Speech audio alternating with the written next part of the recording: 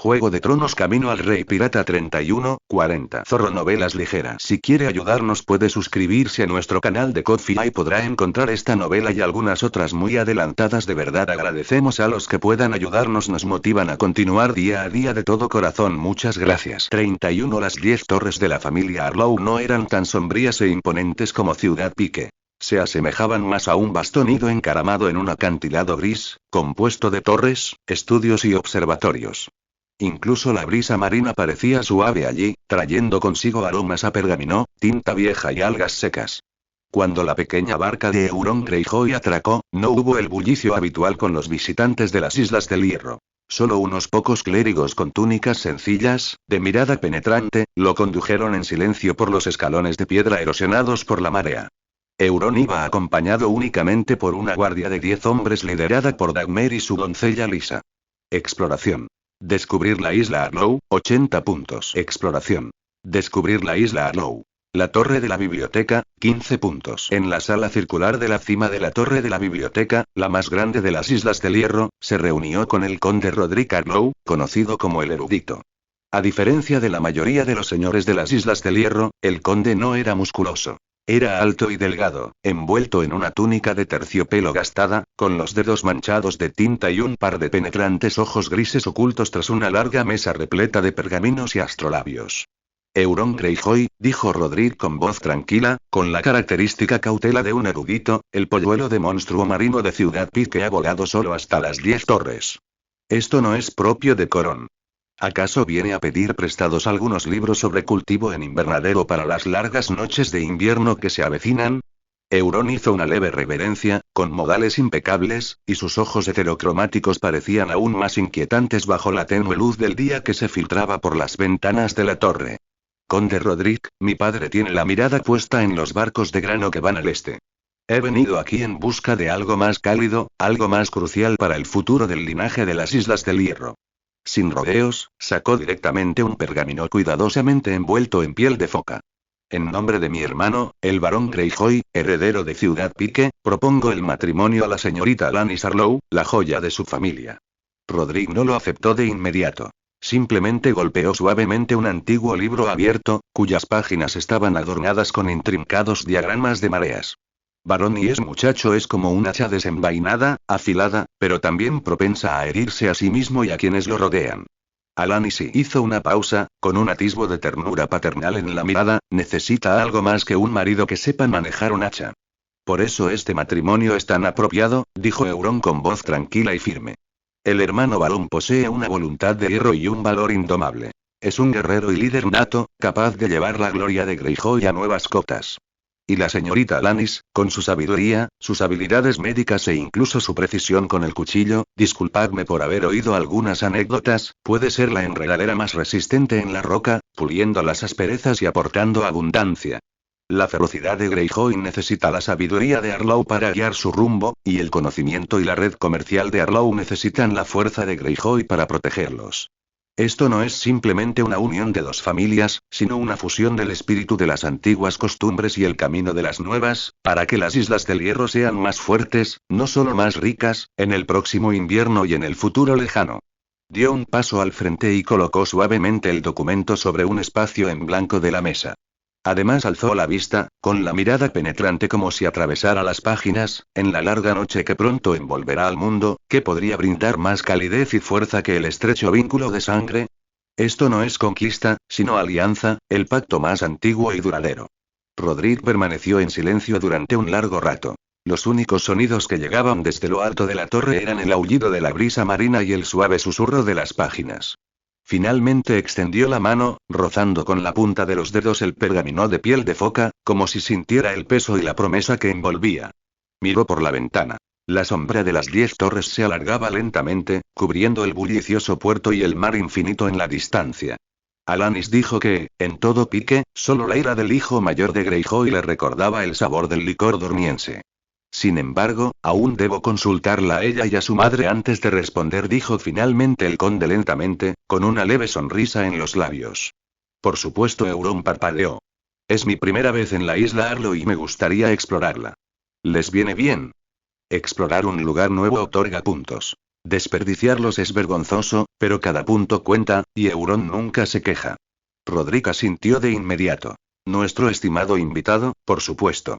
Ciudad Pique, Templo de Poseidón. El día de la boda, el Templo de Poseidón se asemejaba más que nunca al vientre de un gigante hundido. Bajo la enorme cúpula de piedra, cientos de antorchas de aceite de ballena estaban incrustadas en anillos de hierro en las paredes.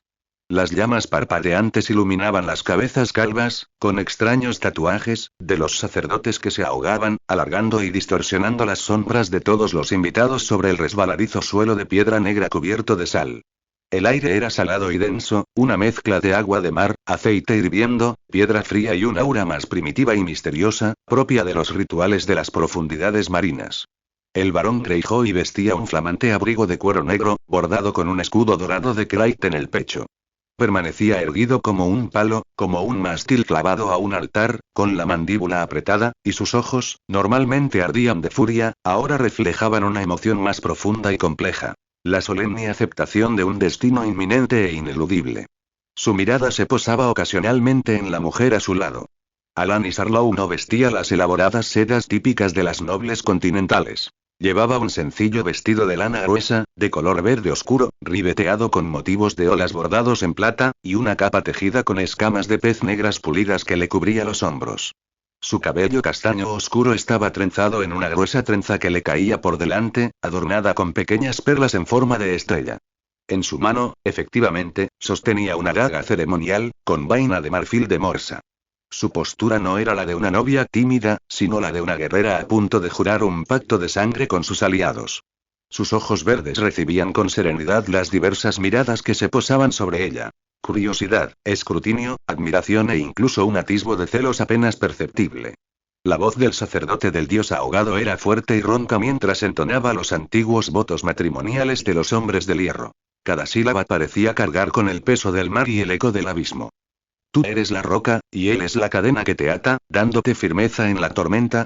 Tú eres la espada, y él es tu piedra de afilar y tu vaina, para que tu filo jamás se desgaste ni te dañe. Juntos navegaréis hacia la otra orilla, para compartir un lugar en el palacio flotante del dios ahogado. El clímax de la ceremonia no fue el intercambio de anillos. El sacerdote sacó un cuenco de piedra negra y tosca, lleno de agua de mar helada, casi negra. Barón y Alanis sumergieron simultáneamente sus manos en el mar. El frío penetrante tensó sus músculos al instante. Con una daga con incrustaciones de coral, el sacerdote trazó rápidamente una línea fina de sangre sobre sus muñecas entrelazadas. Unas gotas de sangre se mezclaron con el agua de mar oscura y desaparecieron rápidamente. Con sal. Exclamó el sacerdote, esparciendo un puñado de sal marina gruesa en el cuenco. Con hielo. Añadió, un pequeño trozo de hielo que jamás se derretiría, cuenta la leyenda que proviene del lejano norte. Con sangre. Exclamó finalmente, señalando la sangre mezclada. Estáis unidos. Hasta que los mares se sequen, hasta que las estrellas caigan. La ceremonia había concluido. El sacerdote vertió la mezcla de sal, hielo y sangre del cuenco a sus pies, dejando que se filtrara en las grietas de las rocas. No hubo dulces besos ni vítores. En cambio, todos los nobles y capitanes de las Islas del Hierro presentes golpearon el suelo con fuerza con las empuñaduras de sus espadas y hachas, produciendo un profundo y rítmico retumbo, como tambores de guerra, como el estruendo del trueno antes de un tsunami. La máxima expresión de reconocimiento y bendición de las Islas del Hierro.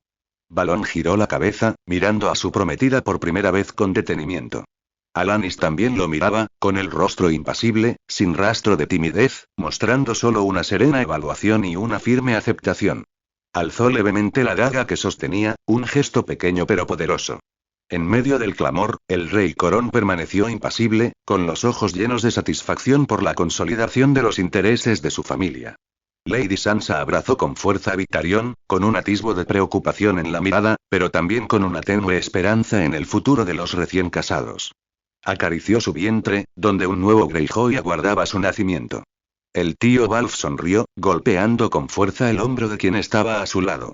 Euron Greyjoy permanecía en silencio a la sombra de un enorme pilar de piedra en el templo, observando cómo el hermano y la cuñada se unían en una antigua ceremonia ante el altar, destinados a afrontar juntos tormentas e inviernos, ofreciéndoles en silencio su bendición. Este matrimonio, que él mismo orquestó y que coincidió con el destino y sus intereses, se ha consolidado en su posición predeterminada en el vasto tablero de ajedrez. Sin embargo, también siente una carga adicional sobre sus hombros, pues no desea que sus futuros sobrinos sufran un destino trágico. Su breve visita a la isla Arlo le reportó finalmente 160 puntos. La recompensa no fue abundante, pero sí cumplió con las expectativas. En primer lugar, su estancia fue corta, y en segundo lugar, aunque ostentaba el título de segundo hijo del rey de las Islas del Hierro, para la arraigada y establecida familia Arlo y su gente, no dejaba de ser un forastero del que desconfiar. Muchos rincones a los que no podía acceder, muchas miradas vigilantes, lo que limitaba enormemente su eficacia para conseguir puntos. Con su plan de cruzar el océano inminente, Euron necesitaba poder más que nunca. Con un ligero pensamiento, la interfaz del sistema se iluminó y 100 puntos se evaporaron al instante, sumergiéndose en el insondable vórtice de recompensas. Una sensación escalofriante, que solo él sintió, le recorrió el alma, como si las puertas del infierno se hubieran abierto por un instante. Adquirida arma. Espada destructora de almas. Una aura gélida se condensó y un delgado estoque de estilo occidental cayó silenciosamente en su mano. La hoja era extremadamente fina, pero brillaba con una luz azul inhumana y misteriosa, como forjada con médula de hielo milenaria. Su peso era inusualmente ligero, casi ingrávido en la mano, pero manteniendo un equilibrio perfecto. Esta era la espada de Brook, el músico y espadachín de los piratas del sombrero de paja, y uno de los oficiales de mayor rango de la gran flota del sombrero de paja, proveniente de otro mundo. Dondequiera que apuntara su hoja, no solo podía desgarrar la carne, sino también imbuirse del frío escalofriante del inframundo, suficiente para hacer gritar de desesperación a los enemigos mientras su sangre se congelaba. Para Euron, que no era conocido por su fuerza bruta, esta espada demoníaca, ligera, misteriosa y letal, llegó en el momento perfecto. Euron colgó la espada destructora de almas de su cadera izquierda. Ya no pertenecía a Brook, así que Euron le puso un nombre propio: Espíritu de Hielo. El estoque extra había llamado la atención, pero solo eso. Solo Barón, deseoso de probarlo, se burló. Un juguete de niña. La mirada de Euron recorrió el mar gris que se extendía más allá de la ventana, mientras sus dedos tamborileaban inconscientemente sobre la tosca mesa de madera. ¿Cuántos meses faltan para el invierno, como especulaban los maestres de la ciudadela? Lisa no levantó la vista. Su voz era clara y tranquila. 3 meses. El mensaje del Cuervo del Norte lo confirma. Los vientos fríos ya han comenzado a acumularse al norte del cuello. 3 meses, debería ser suficiente. Euron se puso de pie, y su sombra se desplazó sobre el muro de piedra con su movimiento. Durante los próximos 2 meses, recorreré las Islas del Hierro restantes, sin dejar a nadie indemne. Mi padre me ha confiado esta importante tarea. Debo comprobar personalmente si sus graneros están llenos, si sus tejados son lo suficientemente fuertes como para resistir el viento y la nieve, si sus espadas están afiladas, y si realmente no necesitan ayuda. Habló con calma, ofreciendo una razón grandiosa y justificable. Sin embargo, en el fondo, este viaje era mucho más que simplemente mostrar compasión por la gente o cumplir con un deber. Cada isla era un tablero de ajedrez esperando ser jugado. Cada aparición, cada promesa, incluso cada acto de bondad o severidad se convertiría en una moneda de cambio silenciosa, acumulando los puntos de Euron. Necesitaba esos puntos, anhelando las recompensas del sistema del rey pirata que vendrían después. El viaje a través del mar angosto ya se vislumbraba desde lejos, un camino peligroso lleno de tormentas desconocidas, técnicas extrañas y enemigos despiadados. Más allá de esa vasta extensión, cualquier ayuda externa podría desvanecerse como la niebla. El único recurso para sobrevivir y surcar las olas era el poder que uno aferraba con fuerza a sus propias manos. Durante los 2 meses siguientes, los pasos de Euron Greyjoy siguieron el oscuro casco del botín de la borrachera, recorriendo cada centímetro de las indómitas aguas de las Islas del Hierro. Aquel no fue un viaje fácil, sino una tormenta silenciosa. El botín de la borrachera, como una extensión de su voluntad, surcaba las olas plomizas, visitando una tras otra las islas rocosas y azotadas por el viento. Aunque solo tenía 7 años, ningún señor de las Islas del Hierro se atrevía a tratar a Euron Greyjoy como a un niño cualquiera. Controlaba las arenas de oro blanco, algo extraordinario, una fuente de poder mucho más embriagadora que el oro. Nadie conocía el origen de esta fórmula secreta, pero su luz blanca y resplandeciente solo obedecía a su voluntad. Cada grano de arena asignado a los nobles de la isla era determinado por sus dedos ágiles. Este favor podía enaltecer a una familia, y su privación podía sumir a otra en el abismo. Todas las rutas marítimas mercantes que conducían a la riqueza y el saqueo, como hilos entrelazados del destino, convergían finalmente en sus manos. Él decidía qué rutas se revelaban, qué incursiones a lo largo del camino ancestral tendrían éxito. El poder con el que los hombres del hierro blandían sus espadas emanaba de los planes meticulosamente elaborados que se desplegaban silenciosamente en su mente. Aún más sobrecogedor era el hecho de que el insondable dios ahogado pareciera coronarlo a través de los sacerdotes. Estos, ante el altar humeante, cantaban a viva voz sus milagros, venerándolo como el hijo del dios ahogado. Así, el fervor religioso y la autoridad secular se fusionaban de forma extraña en él. Cuando las inconfundibles velas negras del barco bebedor aparecían en el horizonte de cualquier isla, todo el territorio entraba instantáneamente en un estado tenso y ritualístico, una mezcla de anticipación y temor. Los cuernos de las atalayas resonaban a un ritmo específico, ya no como advertencia de enemigos, sino transmitiendo un mensaje más complejo. Ha llegado. El puerto se sumía entonces en un caos ordenado. Los señores jamás esperaban a que los barcos atracaran antes de prepararse apresuradamente. Se enfundaban de inmediato en sus mejores pieles o cotas de malla, ordenaban a sus sirvientes que barrieran el patio con la mayor rapidez posible, sacaban de sus bodegas la cerveza agria y los embutidos más preciados, y obligaban a la bulliciosa tripulación, impregnada del olor a mar, a callar momentáneamente y formar una procesión que, al menos en apariencia, mostrara respeto. Ningún señor consideraba esta visita una simple cortesía. A sus ojos, el navío de guerra, cada vez más visible, no transportaba a un niño, sino un tesoro móvil y un cetro invisible. La ceremonia de bienvenida en el muelle era siempre excesivamente elaborada, rayando incluso en la adulación torpe. El propio señor asistía invariablemente, seguido de todos los miembros importantes de su familia y eruditos de semblante tenso. Sus rostros lucían las sonrisas más sinceras posibles, pero sus ojos calculaban con rapidez. ¿Por qué había venido? ¿A inspeccionar el tributo? ¿Para repartir las arenas de platino? ¿Para revelar las rutas marítimas de la próxima temporada? ¿O, acaso había oído algo desfavorable para ellos? Por muy llenas que estuvieran las copas de vino en el banquete, la atmósfera de cautela e inquisitividad persistía. Cada brindis estaba cargado de significados ocultos, y cada informe sobre el estado de sus territorios era cuidadosamente seleccionado. La exhibición de abundantes provisiones y robustos guerreros en los graneros no era por orgullo, sino para demostrar su valía y lealtad, con la esperanza de obtener más favores en la próxima repartición. Lo que temían no era su edad, sino el poder absoluto que representaba. La información sobre los vuelos que podía desatar la codicia y la guerra, la cuota de arenas de oro blanco que podía determinar el ascenso o la caída de sus familias, y la aterradora legitimidad, avalada por los sacerdotes del dios ahogado, que rayaba en la autoridad divina. Cada visita de Euron era para ellos una especie de mini elección de rey, una prueba de su destino.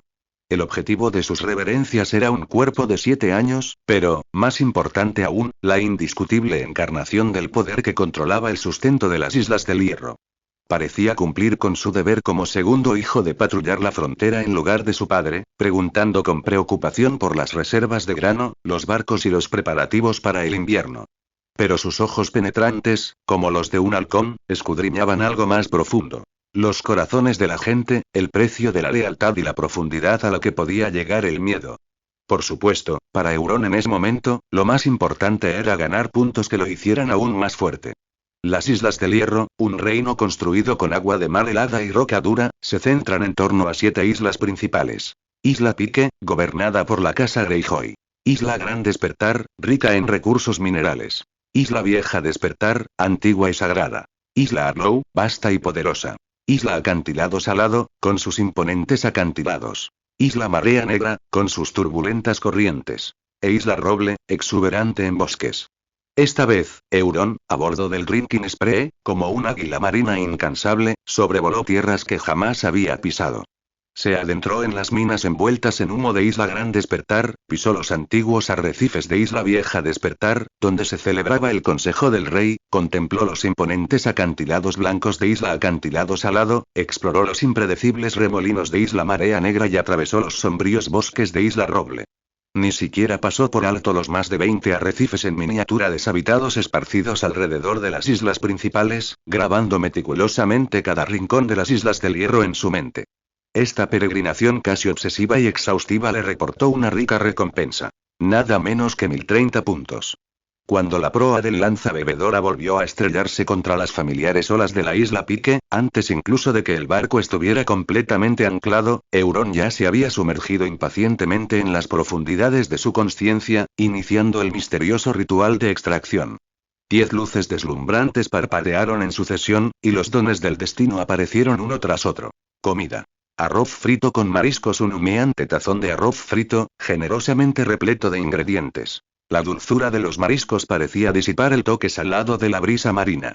La primera comida preparada por Sanji, el pierna negra de los piratas del sombrero de paja, a su llegada. Estaba deliciosa, sin duda, pero no dejaba de ser comida. A comer mientras está caliente, qué aroma. Objeto especial. Factor de linaje: el plano vital descubierto por los científicos Vegapunk y Vinsmoke Juge, padre de Sanji, en One Piece, definido como la sustancia central que determina las características genéticas de los organismos, con el peligro de modificar los genes biológicos. En el anime, se implanta durante la etapa embrionaria de la descendencia, otorgándoles fuerza sobrehumana, habilidades venenosas y defensa mediante exoesqueleto al crecer. Dado que ahora es imposible revertir a Euron a su estado embrionario, bajo la influencia de la voluntad del mundo, consumirlo podría activar el linaje latente en él. Talento. Arqueólogo: un repentino despertar de la intuición le otorga una extraordinaria comprensión de los fragmentos históricos encontrados en antiguos grabados en piedra y naufragios. También posee un talento para el aprendizaje de idiomas muy superior al de la gente común. Habilidad básica: construcción naval. Su mente está repleta de conocimiento sobre selección de quillas, diseño de barcos y estructuras resistentes a las olas, superando con creces la tecnología actual de las Islas del Hierro. Habilidad cocina NV. Uno domina el tiempo de cocción y el sazonado de sus ingredientes, y ya no se limita al simple asado. Habilidad básica, meteorología. Puede interpretar los cambios en la nubosidad, la dirección del viento y las olas, prediciendo patrones climáticos a corto plazo. Talento. Respiración de hombre pez. Su capacidad pulmonar está extrañamente aumentada, lo que le permite contener la respiración bajo el agua durante largos periodos, asemejándose a una criatura del folclore marino. Habilidad 6 estilos navales, dibujo en papel. LV1 domina una peculiar técnica de esquiva que le permite moverse como papel con el viento durante el combate, percibiendo las corrientes de aire y disipando la fuerza. Objeto. Polvo danzante: una pequeña bolsa de un extraño polvo que, según se dice, interfiere misteriosamente con las lluvias en ciertas áreas, con un peligroso potencial político. Quizás podría ser sorprendentemente eficaz en ciertas situaciones. Objeto. Piedra marina: un trozo opaco de un extraño mineral del tamaño de un huevo de paloma, que emite una inquietante y tenue energía al sostenerlo en la mano, potencialmente eficaz contra ciertos objetivos. Sin embargo, posee una dureza comparable a la del diamante. En Poniente, ¿quién podría usarlo para forjar? De los 10 sorteos de la lotería, Euron consideró que el menos útil era el ya consumido comida. Arroz frito con mariscos. Le seguía habilidad cocina. No estaba mal, pero dado su estatus nobiliario, rara vez tenía la oportunidad de demostrar sus dotes culinarias. Habilidad construcción naval básica y habilidad meteorología básica eran más bien una inversión a largo plazo. Objeto. Polvo de danza y objeto. Piedra marina serían cuidadosamente recolectados, ya que podrían resultarle útiles algún día. Los más útiles eran habilidad 6 estilos navales, dibujo en papel, nivel 1, talento. Arqueólogo y talento. Respiración de hombre pez. Meses atrás, un bailarín acuático de Braavos pisó la dura tierra de la isla de los Picas. Se llamaba Rafael Ortega, elegante pero con un toque de melancolía. No había venido en busca de aventuras ni riquezas, sino por un apasionado pero desastroso romance. Estaba prendado de una famosa cortesana de Braavos, y en un duelo por ella, apuñaló con un florete al amado de un poderoso magnate. La victoria le granjeó el fugaz favor de una bella mujer, pero también atrajo una persecución implacable y un odio que le impidió permanecer en Braavos. Se vio obligado a huir a las Islas del Hierro, cruzando el mar angosto, en busca de refugio. Desde que dominó la habilidad 6 estilos navales, dibujo en papel, las habilidades de combate de Euron han experimentado un salto cualitativo. El florete de Rafael es tan veloz como la lengua de una víbora, pero falla repetidamente ante la percepción cada vez más aguda de Euron. Los movimientos de Euron se vuelven como una hoja al viento, prediciendo y adaptándose con precisión a la corriente de aire de cada ataque, asegurando que la punta letal de su espada siempre roce su ropa por un margen mínimo. Los dos se enfrentan a diario en el campo de entrenamiento junto al mar, donde el sonido del metal chocando se mezcla con el romper de las olas. Uno le transmite toda su maestría con la espada de Braavos, fluida como el agua, mientras que el otro perfecciona el arte de la evasión hasta convertirlo en un instinto. Entretanto, el talento arqueólogo dota a Euron no solo de conocimiento sobre antigüedades, sino también de una extraordinaria comprensión de los símbolos lingüísticos. Su asombrosa rapidez para aprender otros idiomas de Lisa sorprende incluso a ella.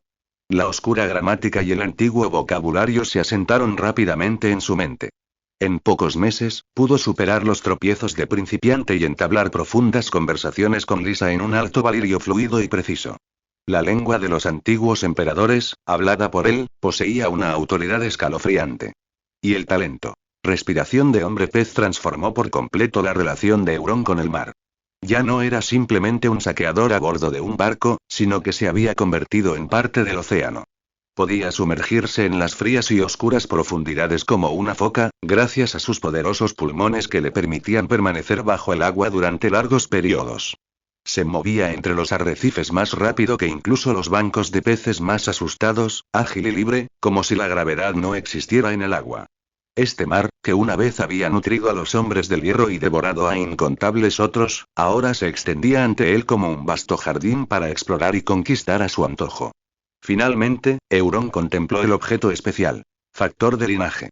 Euron se encontraba solo en la cima del islote más alto de la isla Pique, con olas negras y rugientes a sus pies estrellándose contra las rocas. Apretó con fuerza el recipiente de jade negro, cuyo líquido arremolinado parecía aprisionar un océano en miniatura, furioso. Sin dudarlo, echó la cabeza hacia atrás y se lo vertió en la boca. Un frío inhumano lo invadió al instante, congelando su sangre y su aliento, como si hubiera engullido el núcleo del corazón del invierno eterno. Entonces, un calor abrasador lo invadió de nuevo, como roca fundida quemándole las venas. Gimió, desplomándose sobre una rodilla, clavando las uñas en la dura roca. Sus huesos crujieron bajo el esfuerzo, sus fibras musculares se desgarraron y se regeneraron frenéticamente. Su conciencia se sumergió en un océano oscuro e infinito, hundiéndose en un vórtice de agonía. Justo cuando su conciencia estaba a punto de desvanecerse, una visión magnífica se desplegó ante él. Un trono imponente, construido con corales colosales, esqueletos de pálidos monstruos marinos e incontables quillas de naufragios, se alzaba en el fondo del abismo silencioso.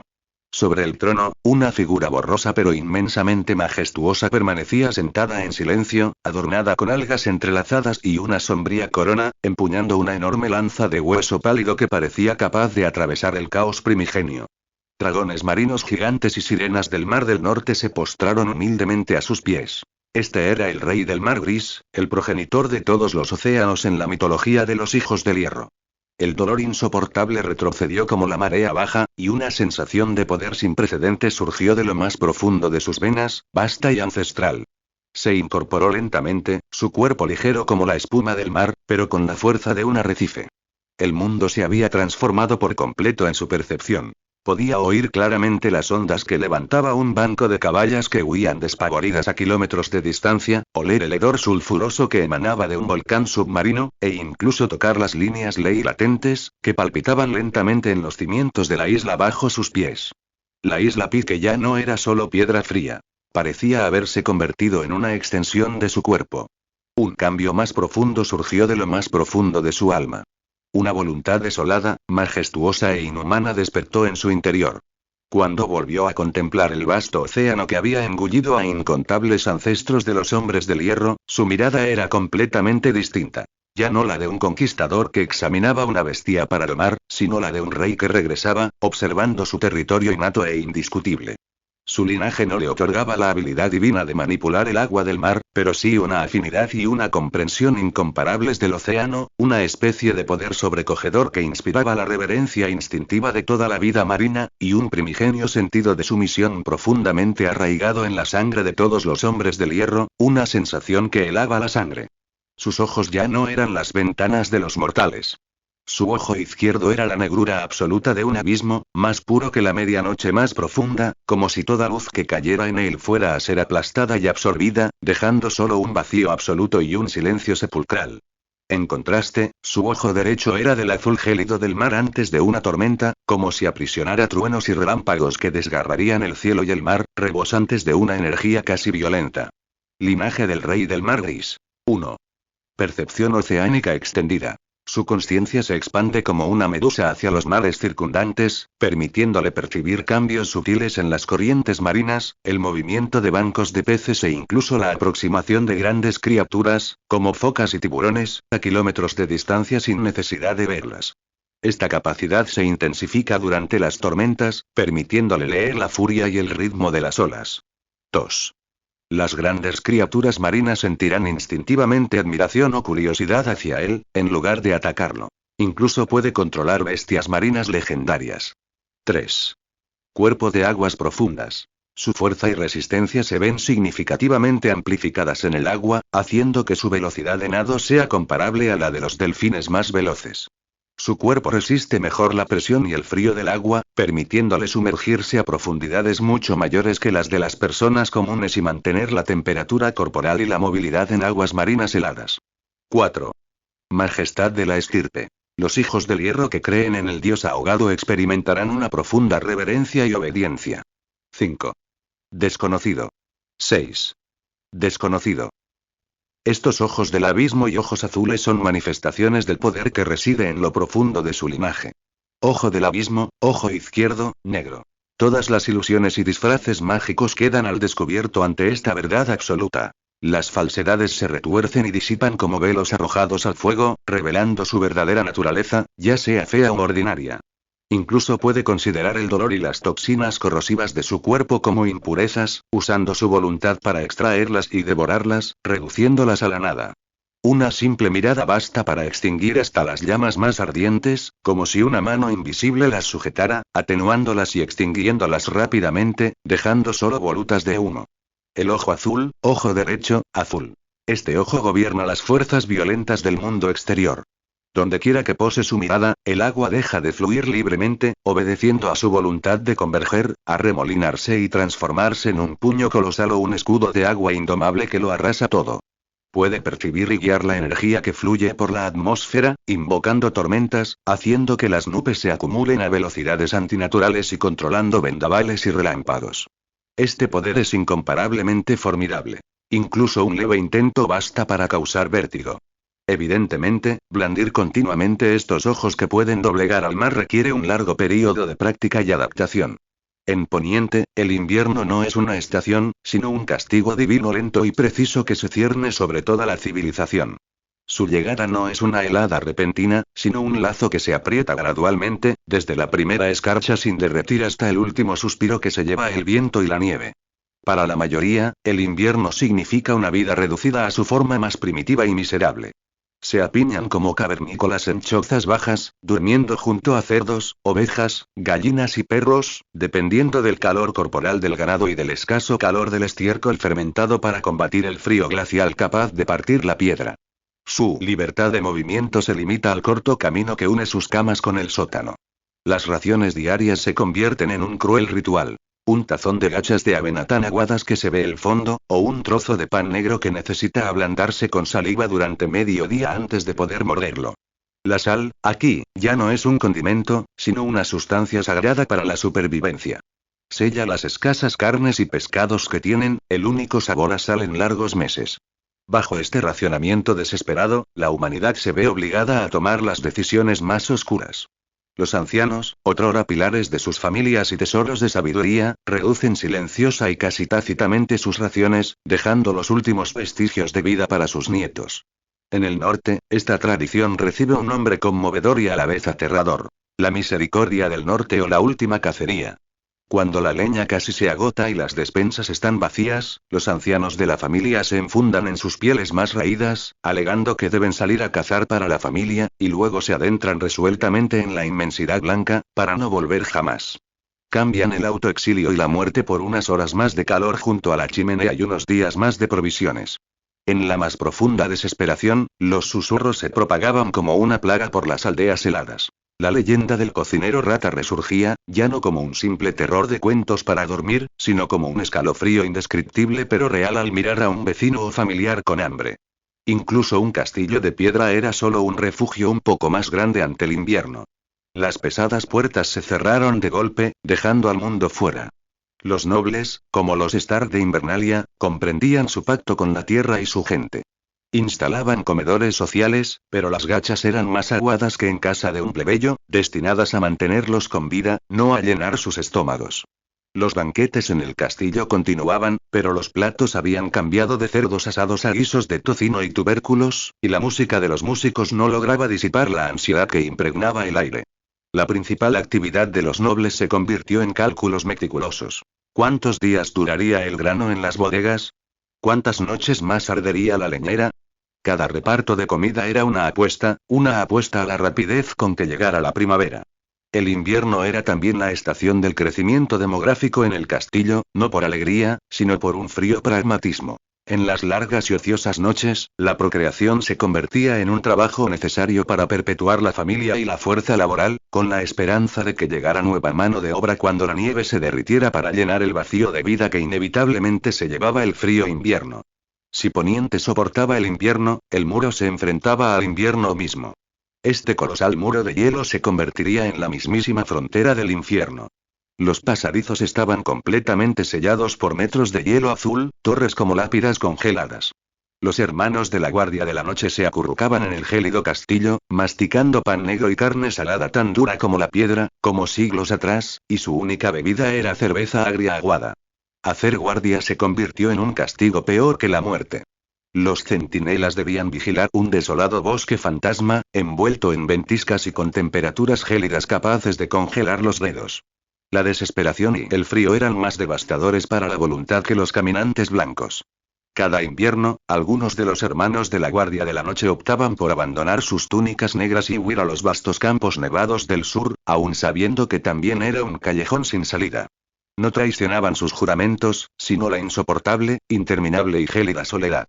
Los caminos se convertían en leyendas bajo el hielo y la nieve, el mar angosto en un cementerio rugiente, y el pulso del comercio cesaba por completo. Dragones y ciervos perdieron su significado. Una pequeña bolsa de sal o un haz de leña valían mucho más que una bolsa de monedas de oro. La sociedad retrocedió a un estado primitivo de trueque. Para combatir este desastre, durante el verano y el otoño se desató un frenético saqueo que desafiaba a la naturaleza. Los graneros se construyeron a su máxima capacidad, rebosantes de granos, legumbres y barriles de pescado salado. Los impuestos se recaudaban casi en su totalidad en especie.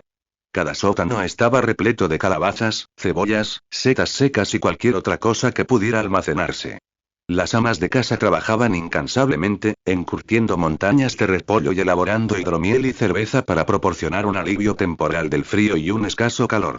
Los últimos momentos del otoño eran una carrera contrarreloj, con la gente corriendo a los campos para cosechar todos los cultivos verdes, incluso los más pequeños y menos maduros. Los bosques se talaban masivamente, no para expandirse, sino simplemente para sobrevivir. Enormes pilas de leña servían como una barrera más segura que las murallas de la ciudad. Lo más desgarrador era la época de la matanza, cuando el ganado, vacas, ovejas y cerdos que habían pastado pacíficamente en los prados durante el verano era sacrificado en masa porque no podía sobrevivir al invierno sin forraje. El aire estaba impregnado de hedor a sangre y humo. Su carne, transformada por la sal y el humo, se convertía en tocino, jamón y embutidos curados, duros como la madera. La base proteica que sustentaba el largo y crudo invierno. Cada invierno era una brutal cosecha para la población y la civilización de Poniente. Incontables vidas se extinguían por el hambre, el frío y las consiguientes plagas, como la terrible gripe invernal. Esta era la cruel verdad tras las fluctuaciones cíclicas de la población. En las Islas del Hierro, sin embargo, esta lucha por la supervivencia tenía un sabor único y amargo a sal marina. El dominio de la familia Greyjoy se pondría a prueba este invierno. Los hombres del hierro siempre habían sido expertos en el uso de la sal. Durante todo el otoño, los talleres de Puerto de la Sal de Hierro rebosaban de humo, trabajando día y noche. El pescado capturado no se vendía, sino que se evisceraba y se apilaba en montones de sal, convirtiéndose en pescado salado suficiente para un año. Focas, morsas e incluso tiburones se procesaban del mismo modo. Las algas se recolectaban, se secaban y se usaban como alimento y combustible. El camino antiguo se volvía insostenible en invierno, pero el papel del gremio de mercaderes de hielo y fuego cobró una importancia crucial. Bajo la planificación de Euron y el firme apoyo del rey Corón, la flota de barcos largos de las Islas del Hierro se transformó en un frenético comercio durante el verano y el otoño, intercambiando sin cesar mineral de hierro, bienes saqueados, para unas últimas salidas cuando el tiempo lo permitía, y su singular sal marina con las ciudades libres de Essos y la costa del mar Angosto a cambio de suministros esenciales: grano, madera, pieles y medicinas. Las bodegas y almacenes de Pique rebosaban de provisiones procedentes de todo el mundo, quizá incluso más abundantes que las de algunas familias de Alto Jardín. Esta era otra forma de dinero de hierro. El rey Corón sabía que si la gente común perecía, ¿quién remaría los barcos? ¿Quién forjaría el acero? ¿Quién lucharía? Quizá no fuera tan sentimental como los Stark, pero era absolutamente pragmático.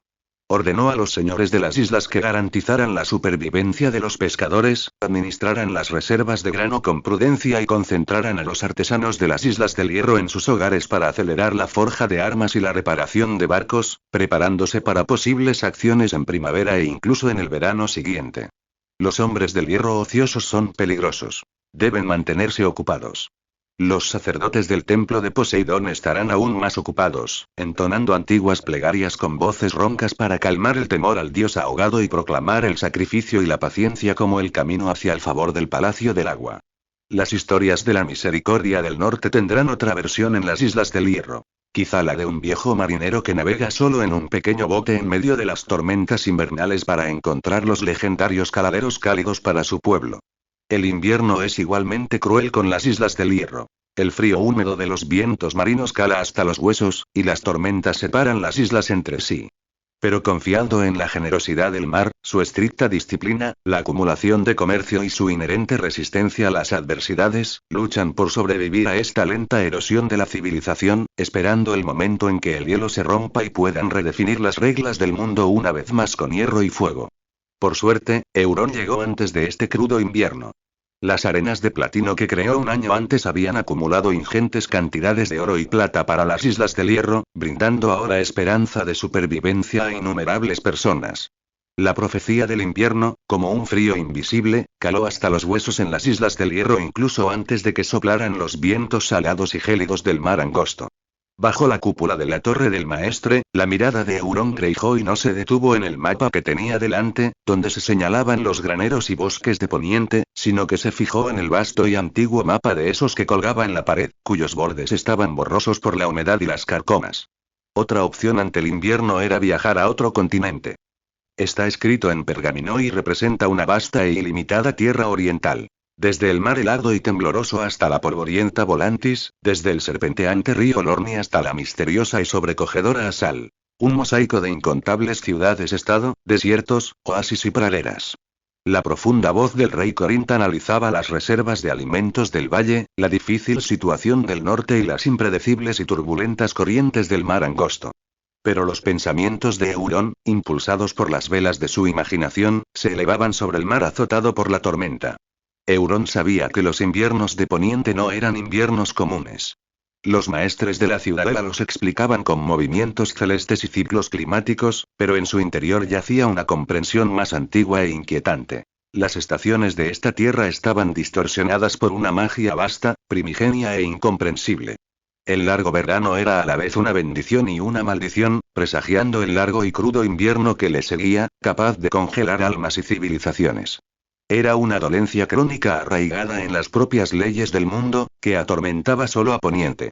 ¿Y qué decir de Esos, al otro lado del mar Angosto? Cuando los cristales de hielo se aferraban a las almenas de Invernalia, cuando los campos de las tierras de los ríos estaban cubiertos por una espesa capa de nieve, cuando incluso los mendigos de desembarco del rey se acurrucaban tiritando y en el sur de Esos, tal vez el sol siempre brillante de Lys y Volantis resplandecía con fuerza, las islas de las especias aún se mecían con cálidas brisas y las colinas de Giscari aún estaban salpicadas de olivares y viñedos. Su invierno era apenas una leve nota al pie en el calendario comercial, que requería un abrigo de terciopelo adicional. Sus preocupaciones eran los aranceles comerciales, los contratos de mercenarios y los precios de los esclavos, no si podrían extraer el último grano de comida de la nieve profunda. Las leyes que regían el mundo estaban tan marcadamente divididas entre una orilla y la otra. Las yemas de los dedos de Euron trazaron en silencio la estrecha hendidura azul oscuro que representaba el mar angosto en el mapa. Esta fosa separaba no solo dos continentes, sino también dos destinos completamente diferentes. Poniente se debate en un juego de dioses y demonios, sufriendo las consecuencias de cambios estacionales extremos, quizá alimentando en secreto poderes ancestrales, como los hijos del bosque, los caminantes blancos y los dragones. Esos, aunque también posee sus dioses, su magia de sangre y sus hijos de las sombras, parece regirse por un sistema más mundano, centrado en el comercio, la conquista y el placer, exento de los castigos mágicos periódicos. Euron creía que cada fragmento de acero valirio entonaba encantamientos perdidos. Cada fuego del templo rojo ardía con verdadero poder divino. Cada inmortal de Karth custodiaba los secretos del tiempo. Cada criatura deforme en la orilla del mar humeante era producto de un retorcido experimento mágico. Dentro de las leyes del sistema, todos estos eran valiosos recursos. Su viaje al este sería una gran cacería, presa no de leones ni bisontes, sino de milagros, secretos y conocimiento prohibido. En Poniente, la magia se había desvanecido, convirtiéndose en un pálido fantasma. La ciudadela lo desdeñó como superstición, relegando su presencia a antiguos rituales de la nobleza, su existencia tan tenue como el último calor del final del verano. Los dragones se habían extinguido hacía tiempo, los hijos del bosque se habían convertido en leyenda y los caminantes blancos en cuentos para asustar a los niños. Los colores del mundo se volvieron monótonos aquí, aprisionados en un tedioso ciclo de acero, honor y poder. Pero en eso sí la magia nunca murió del todo. Simplemente cambió de forma, acechando en las sombras, esperando ser despertada. Las yemas de los dedos de Euron se demoraron en las ruinas del apocalipsis de Valiria, y pudo imaginar la energía persistente y furiosa de la magia de sangre y el fuego de dragón aún presente en las brumas sulfurosas que se elevaban. Pensó en las tierras sombrías de Asar, donde se decía que los magos aún comerciaban con seres de otro mundo. Pensó en los inmortales de Karth, quizá inmersos en las pozas de Jade, observando los torrentes del tiempo. Pensó en el templo rojo, donde los sacerdotes del Señor de la Luz tal vez pudieran resucitar a los muertos mediante la fe. Este poder omnipresente, vivo, tangible e incluso controlable ejercía sobre Euron un aura más seductora que cualquier oro o corona. El sistema necesitaba anomalías, necesitaba exploración, y su alma, quizá en lo más profundo, anhelaba comprender e incluso dominar esta fuerza primigenia, salvaje y peligrosa, que constituía la lógica subyacente del mundo. Los 7 reinos jugaban un juego de tronos, mientras que en ciertos rincones de esos se desarrollaba un juego de dioses y demonios. Iba allí no solo a observar, sino a aprender, para, en última instancia, y entrar en el juego. Finalmente, existía una póliza de seguro. Si, por alguna razón, Poniente no podía resistir a los caminantes blancos, la tierra al otro lado del mar angosto sería el último refugio de los hombres del hierro. Históricamente, el exilio de la familia Targaryen ante el rey loco Aerys ya había demostrado el valor del este. Cuando los crudos inviernos o las guerras de Poniente se volvían insoportables, el este era un refugio natural y una línea de suministro. Rocadragón era el puesto de avanzada, mientras que esos era una vasta base de retaguardia. El resplandor de la lámpara de aceite de ballena parpadeaba en los ojos heterocromáticos de Euron Greyjoy, reflejando el enorme y detallado mapa de esos extendido sobre la mesa. Sus dedos recorrían lentamente la superficie rugosa del pergamino, desde la pirámide escalonada de Pentos hasta el bosque negro de Corol, deteniéndose finalmente junto al sombrío Asal. Era más que un simple viaje geográfico. Era una búsqueda de los polos magnéticos del destino. El mar angosto se convierte en un gigante rugiente en otoño e invierno, la voz de Corol devolvió a Euron a la realidad. Señalaba el estrecho en el mapa, con el ceño fruncido. Las tormentas pueden destrozar los barcos más fuertes, y la niebla oculta a arrecifes y algo mucho más terrible. Cada travesía es una apuesta con los dioses ahogados. Todos los barcos deben permanecer en tierra, todo comercio debe cesar. Riesgo. Sí, un riesgo inmenso. Pero ese mismo riesgo era una barrera natural que protegía a esos del ataque inmediato del frío de Poniente y que filtraba a los valientes y desesperados que se atrevían a cruzarlo. Un pensamiento, como un monstruo marino que emerge silenciosamente de la oscuridad, se hizo claro en la mente de Euron. El mundo es tan grande, quiero verlo. No solo verlo, quiero tocarlo, saborearlo, comprender esa tierra libre de la maldición del invierno mágico. El sistema necesita puntos, y esos está lleno de anomalías e historias, lo que lo convierte en un excelente terreno de caza para conseguirlos. En términos más prácticos, posee los alimentos y la madera que Poniente necesita desesperadamente, y la red comercial del gremio de mercaderes de hielo y fuego requiere su integración, fortalecimiento y expansión personales. Esta red comercial es compleja e intrincada, involucra demasiadas ciudades-estado libres, demasiadas diferencias culturales, demasiada codicia y traición. Requiere una mente con autoridad absoluta, una capacidad de cálculo extraordinaria y una determinación implacable para integrarse personalmente, disuadir y tomar decisiones instantáneas. Esos agentes, esos socios, necesitan presenciar la voluntad de Greyjoy de primera mano, aunque ésta resida en el cuerpo de un niño de 7 años. Esto no es una inspección, es una activación. Es convertir las potenciales rutas comerciales en el sustento vital de las Islas del Hierro. Su padre y los demás quizás se preocuparan por su seguridad, pero ignoraban que el gremio de mercaderes de hielo y fuego, con su aguda visión para los negocios y una pizca de suerte un consejo de Euron, ya había establecido discretamente su base en Pentos, Bravos e incluso más allá, en Rhys. Casi un centenar de élites de las Islas del Hierro, no solo mercaderes, sino también artesanos, espías e incluso guerreros disfrazados de mercenarios se habían infiltrado en varias ciudades-estado libres como cuñas. Su viaje no consistía en adentrarse en peligros desconocidos, sino en inspeccionar y reforzar la red ya tendida. Los señores de Poniente seguían luchando con uñas y dientes por el trono de hierro, por feudos, por el derecho de sucesión. ¿Pero acaso alguna vez habían alzado la vista hacia el mundo? El verdadero poder no solo residía en las frías espadas y los largos linajes, sino también en ríos de oro, en redes de información y en una comprensión más profunda de las reglas que lo gobernaban. Eso será el mejor aula para comprender todo esto. Euron anhelaba un campamento de invierno, al otro lado del mar angosto. No se trataba de escapismo, sino de otra forma de progreso. Mientras Poniente se acurrucaba en las profundidades del invierno, lamiéndose las heridas y recobrando fuerzas, él, Euron Greyjoy, acumularía, en otro escenario, un poder distinto. Un poder suficiente para cambiarlo todo en el futuro, tanto para la casa Greyjoy como para sí mismo. Su mirada volvió a los nombres desconocidos de los lugares en el mapa de esos, como si ya pudiera ver los talleres con sus chimeneas, los bulliciosos mercados de esclavos, las fragantes ferias de especias y, bajo ellas, las corrientes subterráneas de oro y poder. Era un mundo vibrante y vivo, descongelado por el largo invierno de Poniente, esperando a que lo explorara y conquistara, de una forma distinta a la del camino de los hombres del hierro. Euron finalmente decidió enfrentarlo directamente. Dentro del estudio del rey Coron Greyjoy en pique, el ambiente era más pesado que el mar embravecido afuera. La lámpara de aceite de ballena proyectaba un brillo parpadeante sobre el enorme escritorio de piedra negra de Coron Greyjoy, iluminando las cartas náuticas abiertas, los manifiestos comerciales a medio enrollar y el silencioso choque de voluntades entre los 3 miembros de la familia casi todo el núcleo de los Greyjoy. Euron Greyjoy, de apenas 7 años, permanecía tan firme como un arrecife. Su voz clara se abrió paso entre la respiración agitada de su madre, Sansa Blacktea. Padre, madre. Se acerca la larga noche, que durará 3 años. No quiero desperdiciar estos preciosos 1300 días y noches escondido tras los gruesos muros de piedra de pique, como una cebolla en una bodega, esperando a ser consumida lentamente. Sus palabras eran mucho más maduras de lo que cabría esperar. Esperar es la muerte misma. El rey Coron no respondió de inmediato.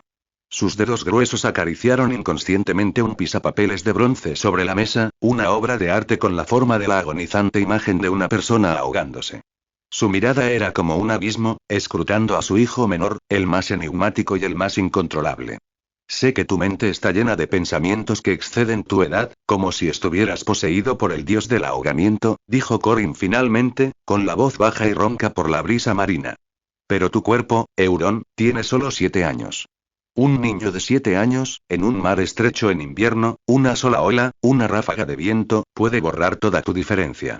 Si tuvieras 5 años más, incluso 3, y tuvieras hombros que pudieran resistir una tormenta, mi respuesta sería diferente.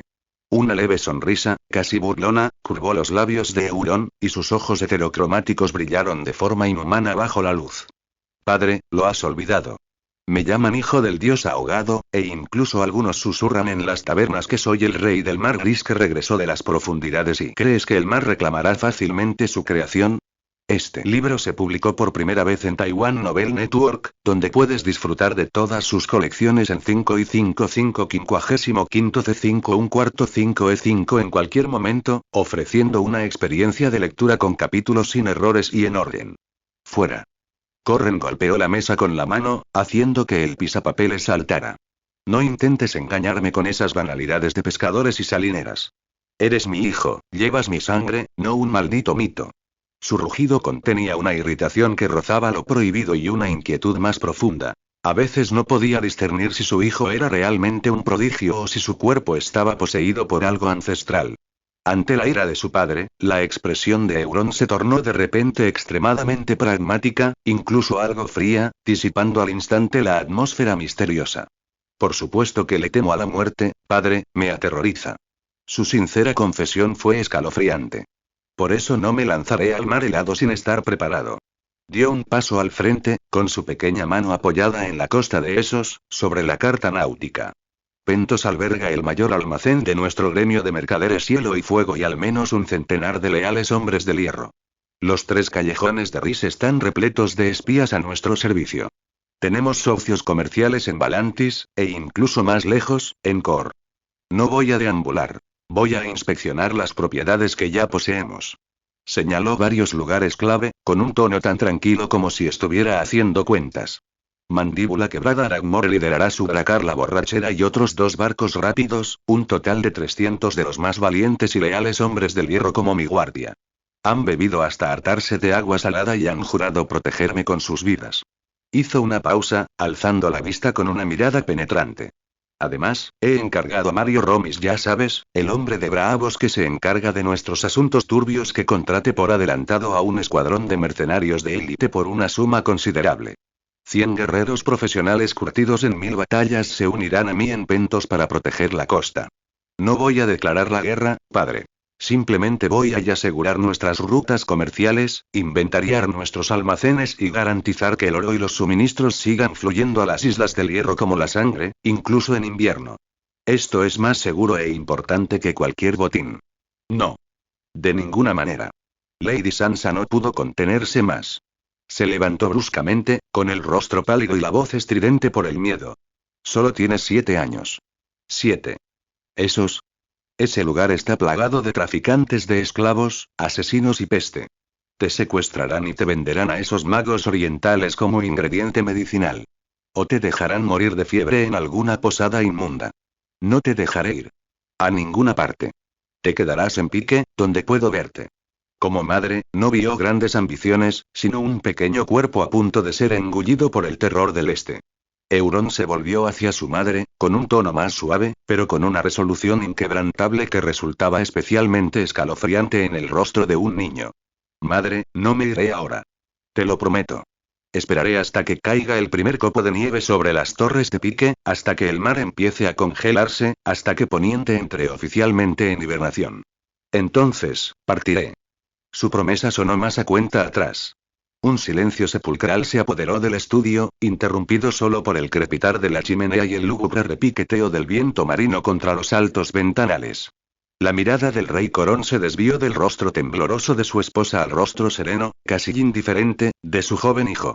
Vio algo profundo en esos ojos. No la caprichosa inocencia de un niño, ni la imprudencia de un joven, sino una ambición fría y calculada con precisión y un ansia de protagonismo. Comprendió que aquello no era una conversación, sino un anuncio. Tras un largo silencio, el rey de Piedramar dejó escapar un pesado suspiro, su voz como si emergiera de las profundidades del mar. Parece, dijo lentamente, con cada palabra cargando de peso, que has tomado tu decisión. No como un hijo que pide permiso a su padre, sino como Young Greyjoy, anunciando tus acciones. Euron asintió levemente, sin negarlo. Sí, padre.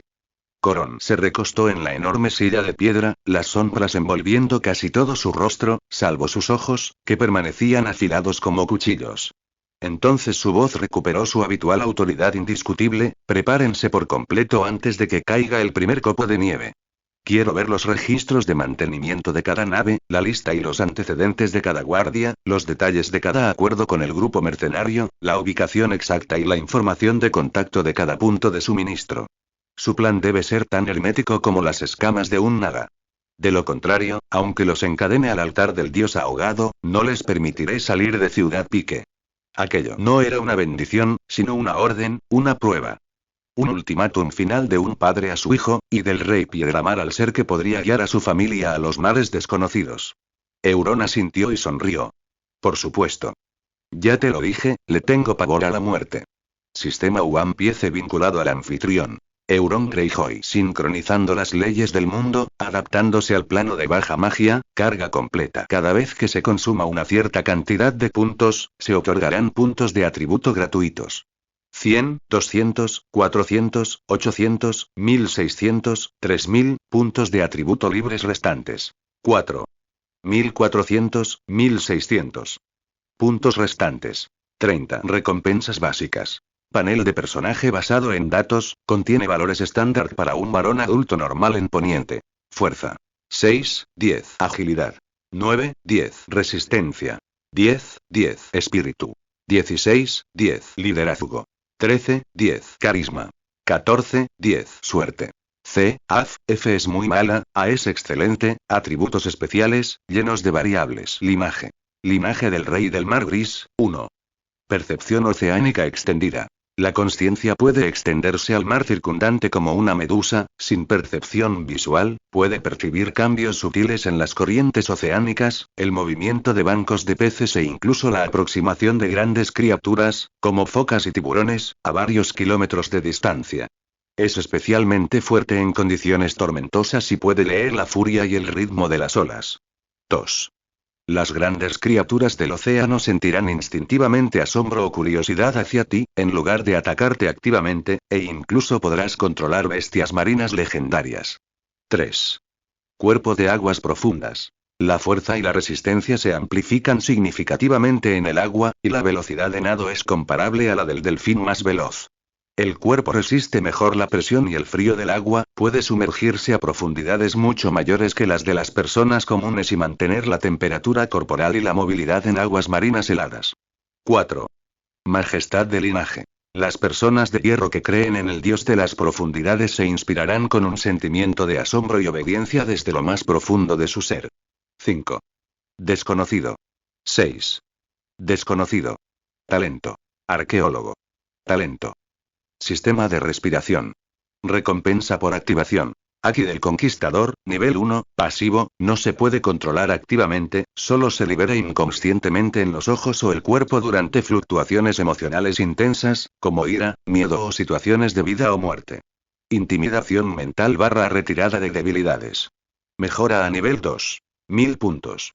Habilidades. Navegación básica, Karate Gyojin, principiante. Objetos. Carta de vida, subcarta X1. Montura. Faruru, juvenil. Habilidades. Construcción naval, cocina, meteorología, 6 estilos navales, dibujo en papel. Arma. Espada asesina de almas, espíritu frío. Objetos. Polvo danzante, piedra marina. Durante 2 años, gracias a su entrenamiento constante e incesante, su fuerza aumentó de 4 a 6 puntos, principalmente debido a las limitaciones propias de la edad. Su agilidad aumentó de 6 a 9, acercándose al nivel adulto. La resistencia aumentó de 4 a 7, y tras despertar el linaje del Rey del Mar Gris, ganó otros 3 puntos. El poder espiritual, posiblemente debido a la fusión de 2 almas o a la transmigración, alcanzó un máximo de 12, superando con creces a la gente común, pero un método para aumentarlo aún más no había tenido éxito hasta que despertó el linaje del Rey del Mar Gris, lo que resultó en un aumento de 4 puntos. Con el aumento de poder y efectivos, el liderazgo aumentó de 8 a 13, y el carisma de 9 a 14, en gran parte gracias a la enérgica promoción por parte de los sacerdotes del dios ahogado. Euron no tenía prisa por usar sus 4 puntos de atributo libres. Su cuerpo aún estaba en desarrollo, y antes de la edad adulta, todos los atributos físicos podían aumentar naturalmente mediante el entrenamiento y el crecimiento. Al atardecer, antes del viaje, Euron celebró una pequeña ceremonia de entrega de regalos en el salón de Ciudad Pique. El aire estaba impregnado del aroma a sal marina y carne asada, las antorchas proyectaban sombras parpadeantes sobre las paredes de piedra, y los presentes eran los confidentes más cercanos de Euron. Euron no quería que ningún noble de las Islas del Hierro supiera de su viaje al otro lado del mar angosto, e incluso si al final no podía mantenerse en secreto, no había necesidad de armar un gran alboroto. Euron se dirigió primero a su padre, el rey de las Islas del Hierro. Sin decir palabra, simplemente hizo un gesto, y Dagmor y Lisa trajeron un objeto cubierto con un grueso paño de terciopelo. Al levantar la tela, un suspiro de sorpresa recorrió la multitud. No era un mapa cualquiera, sino una mesa de arena extremadamente detallada de las Islas del Hierro que ocupaba toda la superficie. Cada isla estaba replicada con precisión a partir de su propia roca, las curvas de los acantilados, la profundidad de los puertos, e incluso los arrecifes submarinos, conocidos solo por los viejos pescadores, estaban marcados con exactitud con arena tenida. Era más que un simple mapa. Era un tesoro estratégico condensado de la sabiduría marítima de generaciones e innumerables exploraciones personales, una sensación de control que condensaba todo el reino en un espacio minúsculo. Por supuesto, esto no habría sido posible sin la función de mapas que Euron había obtenido del sistema del rey pirata. De otro modo, no habría sido tan detallado. El rey observaba en silencio, sus dedos ásperos recorriendo lentamente la costa de la isla de la vieja Wick, con un tenue destello de aprobación y solemnidad en los ojos. Luego, se volvió hacia su madre. Se abrió una caja de ébano con incrustaciones de nácar, y en un instante, el brillo de su interior casi eclipsó la luz del fuego. Era una corona de la lejana Cart, la habilidad del artesano inigualable. La calidez del ámbar, la profundidad del ágata, la frescura de la esmeralda y la translucidez del jade estaban perfectamente engastadas sobre una base de mitril, tejiendo un resplandor lujoso y exótico. Euron hizo una leve reverencia, con una sonrisa burlona en los labios, y dijo en voz baja: «Dicen que Poniente tiene un trono de hierro. ¿Acaso las Islas del Hierro no deberían tener una reina de hierro? Interrogación de cierre». Su madre quedó atónita, rozando con los dedos la fría y costosa gema, sin palabras por un instante, con solo un brillo complejo centelleando en sus ojos. 9 de cada 10 mujeres adoran estas cosas ornamentadas, hermosas, inútiles, pero relucientes. Sus regalos para sus hermanos menores fueron especialmente considerados. Para su tercer hermano, una maqueta de un antiguo dracar que él mismo había tallado, ensamblado y pintado. Las velas, los escudos e incluso la expresión amenazante de la figura de proa estaban meticulosamente detallados, con el suficiente detalle como para enamorar a cualquier niño. Para su hermano menor, que aún aprendía a caminar, una pequeña espada de madera, pulida a la perfección para que no le lastimara la mano, y una pulsera de cuentas de coral rojo sangre rescatadas de las profundidades marinas, cuyos colores contrastaban llamativamente en su muñeca regordeta. No se había olvidado de su tío Balf. Le regaló una sencilla daga de estilo antiguo, con la vaina sin adornos. Pero cuando Balf la desenvainó con un atisbo de duda, la oscura y ondulada hoja brilló con un lustre único a la luz del fuego, su peso distintivo y su tacto gélido le quitaron el aliento al instante. Era acero valirio. Aquel regalo aparentemente insignificante, pero invaluable, hizo temblar ligeramente las manos del viejo guerrero. Finalmente, se acercó a su hermano, el varón, con una expresión fingida de preocupación que le revolvió el estómago, mientras se encogía de hombros con aire vacío. «Ay, mi querido hermano, futuro rey de las Islas del Hierro», suspiró Euron, con voz cargada de falso arrepentimiento, «me he devanado los sesos pensando en el regalo que te he preparado. El botín más exquisito de la fiesta de la bebida no es digno de tu valentía. Las espadas más afiladas no son ni la mitad de afiladas que tu temperamento. He pensado y Hizo una pausa deliberada, disfrutando de cómo el ceño del varón se fruncía cada vez más, y sus fosas nasales se dilataban ligeramente con ira. Y por fin he encontrado este tesoro único. Euron sacó algo de detrás de la espalda y se lo entregó solemnemente al varón. No era un arma divina, ni joyas de oro o plata, sino una pequeña barca de madera, del tamaño de la palma de la mano, toscamente tallada en madera sin pulir. El casco ni siquiera estaba bien pulido y aún tenía rebabas, y el mástil estaba algo torcido. Parecía una chapuza hecha por un niño. El varón se quedó paralizado, mirando fijamente el patético artilugio que tenía en la mano, con los músculos de la cara tensos por la humillación y la rabia. El aire a su alrededor pareció congelarse. Todos contuvieron la respiración. Tú, bastardo. El rostro del varón se puso rojo como un tomate, y estuvo a punto de estampar la barca de madera contra el suelo. La llave. Justo un segundo antes del arrebato del varón, Euron terminó la frase rápidamente, lanzando al mismo tiempo una pesada llave de hierro oxidada sobre la mísera barquita de madera con un golpe metálico. Una maqueta con una llave, símbolo de que controlarás un auténtico coloso. El varón levantó la mano, indeciso sobre si romperla o no, algo desconcertado. Euron rió y le dio una palmada en el hombro, señalando la bahía resplandeciente bajo la luz de la luna fuera de la ventana. ¿Ves ese buque de guerra recién botado, el más grande y mejor equipado de la bahía Hueso Dragón? Sí, ese es el grandullón al que has estado mirando a escondidas varias veces. A partir de hoy, es tuyo. Después de todo, cuando yo me hago a la mar, tiene que haber alguien decente en casa vigilando el mar, así que si un ladrón entra, no tendrás que remar en este bote de madera para perseguirlo. ¿Te gustó el chiste, hermano? Ja ja ja. La expresión del varón pasó por una serie de cambios dramáticos, de la rabia al asombro, y luego a una euforia inmensa, lo que hizo que su rostro pareciera un tanto cómico. Apretó la llave oxidada con tanta fuerza que casi se deformó, y su voz tembló de emoción. Ira del monstruo marino. En serio. Qué nombre tan horrible, pero bueno, dijo Euron con desdén. Ahora es tuyo. Más te vale cambiarle el nombre, algo que aterrorice a tus oponentes, no que les haga reír. La inmensa euforia del varón se transformó al instante en una ambición desmedida por bautizarlo. Sus ojos ardían con una luz salvaje, y en menos de un instante, rugió con todas sus fuerzas. El monstruo del océano. Haré que todo cobarde que oiga este nombre se orine de miedo antes de que empiece la batalla. La bruma matutina, como un velo gris, aún no se había disipado por completo de la escarpada costa de la isla Pique. Las enormes velas negras del Drinking Spree, ya impulsadas por los fuertes vientos del norte, izaban con determinación el esbelto casco hacia el lejano horizonte oriental, como las alas de un ave gigantesca. 2 naves de escolta las seguían de cerca. Ambas estaban formadas por los hombres del hierro más leales y belicosos, cuidadosamente seleccionados por el rey Corón. Balf Greyjoy había sido llamado a la habitación de su hermano para una larga conversación privada la noche anterior, y al salir, también se unió a la expedición. Euron no puso objeción. Tener otro pariente de sangre de confianza era beneficioso e inofensivo. El viaje a la otra costa había comenzado. Su primer destino era claro y definido. Braavos, la ciudad-estado de libre comercio que se alzaba sobre innumerables canales y secretos. Su elección no fue casual. Durante años, a través de canales clandestinos, inversiones astutas e incluso una innegable cooperación, había sembrado la mayor cantidad de informantes y lealtades, o al menos temores, en el intrincado entramado de esa ciudad acuática. Sus raíces eran profundas allí, como una telaraña invisible pero resistente, tejida silenciosamente hacía mucho tiempo en las sombras de Braavos. Era un océano de información, una encrucijada donde convergían barcos mercantes de todas las naciones, intercambiando mercancías y rumores. Cada día, innumerables historias y secretos llegaban a los laberínticos muelles y tabernas con la brisa marina.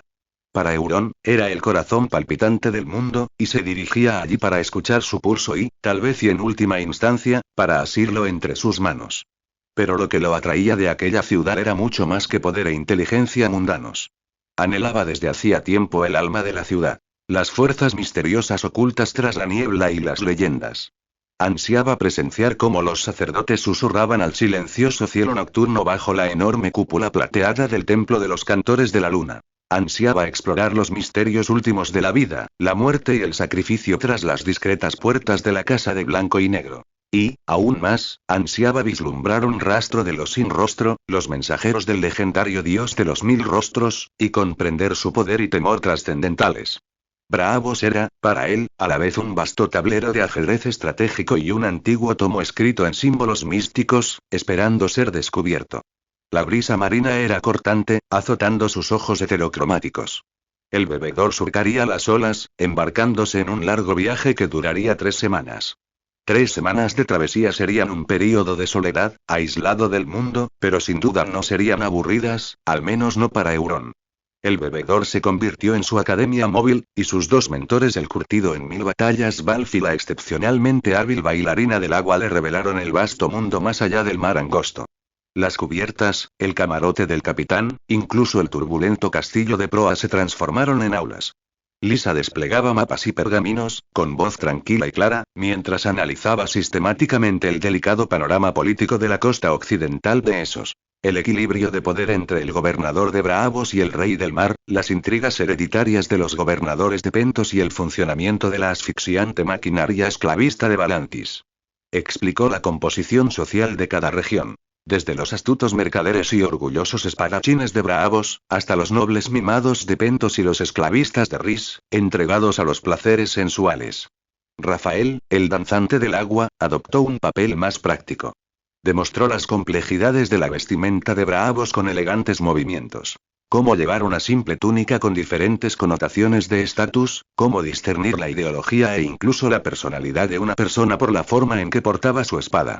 Describió la gastronomía local, desde las ostras saladas de los puestos callejeros hasta los pavos reales asados con miel y leche de amapola en los banquetes aristocráticos, haciendo hincapié en que modales en la mesa eran absolutamente tabú.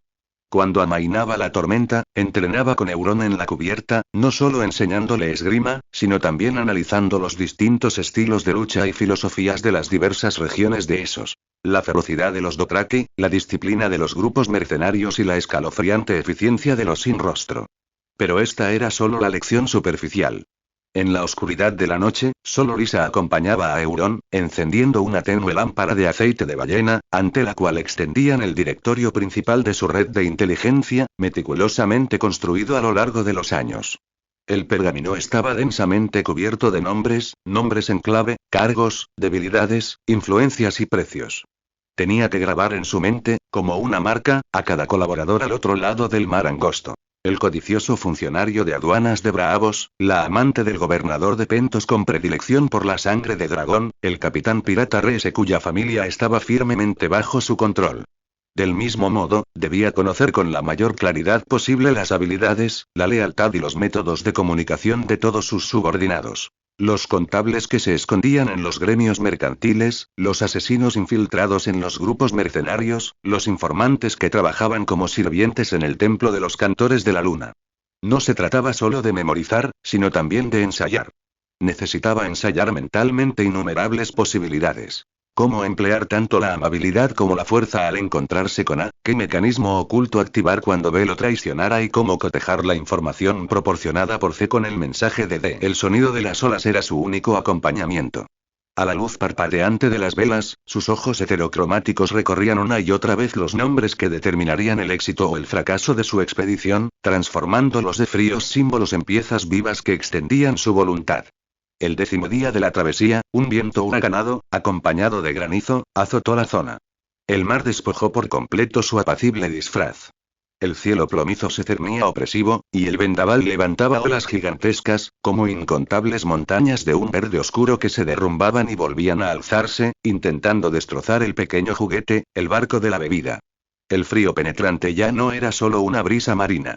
Se había materializado, trayendo consigo granizo del tamaño de nueces que golpeaba furiosamente la cubierta y las velas con un crujido escalofriante. El mundo estaba envuelto en un rugido caótico, la frontera entre el mar y el cielo se difuminaba. En este momento de máxima violencia del poder de la naturaleza, Euron, de pie en la proa del barco zarandeado, sintió un temblor completamente distinto, abismal. A través de las gruesas tablas, a través del agua helada y agitada, una presencia antigua, vasta y escalofriante, como un volcán submarino despertando, asaltó violentamente sus sentidos.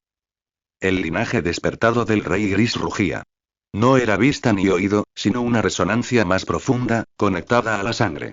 Su conciencia pareció ser arrastrada hacia abajo con fuerza, atravesando el abismo, para finalmente ver la aterradora silueta posada en el fondo marino infinito. Un monstruo marino de tamaño inimaginable, con la misma forma que el monstruo marino dorado bordado en el estandarte de la familia Greyjoy. Tentáculos tan gruesos como torres de castillo agitaban lentamente el agua helada, cada uno cubierto de ventosas aterradoras capaces de aplastar los huesos de un dragón. Su cuerpo se asemejaba a una montaña en movimiento, y entre sus sombras, una luz vasta, indiferente e inhumana parpadeaba en sus pupilas. Era la encarnación de las profundidades marinas, el imponente tótem de las antiguas leyendas de los hombres del hierro, y ahora se postraba a sus pies.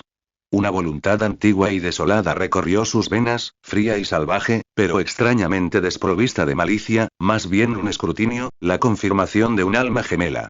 Euron no sintió miedo, sino una indescriptible oleada de poder. No necesitaba palabras. Un pensamiento puro viajó por este puente invisible. Ayúdame. Al instante siguiente, las olas, antes furiosas y caóticas, parecieron ser apaciguadas por una mano gigante invisible. Una corriente subterránea inusualmente estable y con una dirección precisa sostenía silenciosamente la quilla de la Voz y de los otros dos barcos de escolta, contrarrestando la turbulencia más letal. Como un guardián invisible, labró con fuerza un camino relativamente suave a través de la tormenta destructiva. El agua de mar circundante seguía rugiendo y enfurecida, pero solo su barco estaba protegido silenciosamente por el poderoso poder de la bestia totémica. Aquello no era doma, sino aceptación. No magia, sino un pacto más antiguo que la magia, profundamente arraigado en la sangre y la leyenda, que despertaba. Euron Greyjoy se encontraba entre la tormenta y el refugio, con naves de guerra mortales bajo sus pies y, aún más abajo, las bestias míticas de la época, sometidas a su linaje. Tras amainar la tormenta, el monstruo marino dorado extendió sus enormes tentáculos hacia Euron. Este extendió la mano y tocó suavemente los tentáculos, tras lo cual el monstruo se hundió lentamente en el fondo del mar, dejando solo un lejano y antiguo murmullo que perduró en el agua. El monstruo marino dorado siempre había existido únicamente en las leyendas de los hombres del hierro. Jamás imaginaron que algún día lo presenciarían con sus propios ojos. Arrodillados en la cubierta, observando el silencioso encuentro de Euron con el monstruo, las lágrimas corrían por sus rostros, incapaces de contener sus emociones durante largo rato. Carisma. El monstruo marino dorado apareció a tu llamado, considerado un milagro por los hombres del hierro, 220 dispuestos a dar la vida por ti, con una lealtad inquebrantable hasta la muerte. Tu carisma aumentó en 1 punto, carisma. 15 puntos. Cuando las inconfundibles velas negras de la Voz finalmente atravesaron la niebla perenne del puerto de Braavos y se acercaron lentamente al bullicioso muelle, un hombre bien vestido, con una expresión astuta pero reverente, ya esperaba en el lugar designado. Mario Romis, uno de los peones de Euron infiltrado en esta ciudad acuática, saludaba ahora a su amo con una presencia mucho más imponente que la de un mercader común. Tras él, varios hombres fornidos, que parecían sirvientes pero poseían ojos penetrantes, apartaron con rapidez y eficacia la multitud curiosa y le abrieron paso a Euron.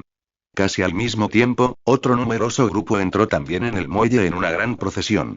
Eran más numerosos, su equipo era heterogéneo, pero exudaban el feroz valor de veteranos curtidos en 1000 batallas. Bordada en sus armaduras y estandartes lucía una serpiente letal con la cabeza erguida y la lengua fuera. El grupo mercenario Víbora Roja, que recientemente había alcanzado gran notoriedad en las tierras en disputa. Las risas estridentes de los mercenarios y el choque de las armas ahogaron al instante el clamor de los muelles. La mirada de Euron recorrió a su leal agente y se detuvo en la figura del líder mercenario. El hombre era alto e imponente, ataviado con un magnífico abrigo de terciopelo y una armadura de escamas al estilo dormiense, de piel oscura y con un par de ojos negros que ardían con una energía insaciable y un brillo peligroso. Balf ya había visto a este dormiense y lo recordaba vívidamente por su nobleza, su personalidad única y su estilo inconfundible. Inmediatamente le recordó a Euron. Es Oberyn Nemerlos Martell, príncipe de Dorne, apodado la Víbora Roja. Lo he visto, sin duda. Las pupilas heterocromáticas de Euron se contrajeron ligeramente, y un raro destello de genuina sorpresa cruzó su mente. ¿Oberyn Nemerlos Martell? ¿El príncipe Víbora Roja de Dorne? ¿Qué hacía allí? ¿Todavía vestido de mercenario? La conciencia de Euron volvió a su mente, reconstruyendo fragmentos de información sobre el príncipe. Oberyn Martell, 258 DC, 300 DC, quien finalmente pereció en desembarco del rey. En su juventud, los gobernantes de Dorne habían intentado forjar una alianza matrimonial con Roca Casterly, lo que le permitió presenciar la relación entre el hijo predilecto de los Lannister y su hermano enano. Lo que realmente le valió el apodo de Víbora Roja fue su famoso duelo con Lord Edgar Erengod a los 16 años. El conde murió a causa de sus heridas infectadas, y todos creían que Oberyn había envenenado su espada. Desde entonces, el apodo de Víbora Roja lo acompañó siempre. En los libros, efectivamente sirvió como mercenario durante 5 años en las tierras disputadas al otro lado del mar angosto, primero con los segundos hijos y luego formando su propia banda. Sus pensamientos se arremolinaban, pero el rostro de Euron permanecía con esa sonrisa distante e indiferente. Uno era uno de los príncipes más nobles de Dorne, el otro el hijo del dios ahogado de las Islas del Hierro, y ahora se encontraban en los muelles de Braavos. El talento de Oberyn era tan asombroso como su peligrosidad. Sus venenos, tan letales como sus lanzas, y su lealtad, tan impredecible como una tormenta de verano. Su reputación no era exagerada. Apasionado, inteligente, vengativo y absolutamente despiadado. «Qué compañero tan inesperado», pensó Euron con frialdad, deteniéndose brevemente en Oberyn antes de volver a su mirada.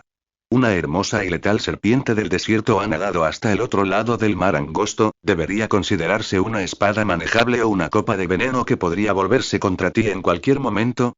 En esta situación, la confianza se convirtió en el pensamiento más extravagante e imprudente.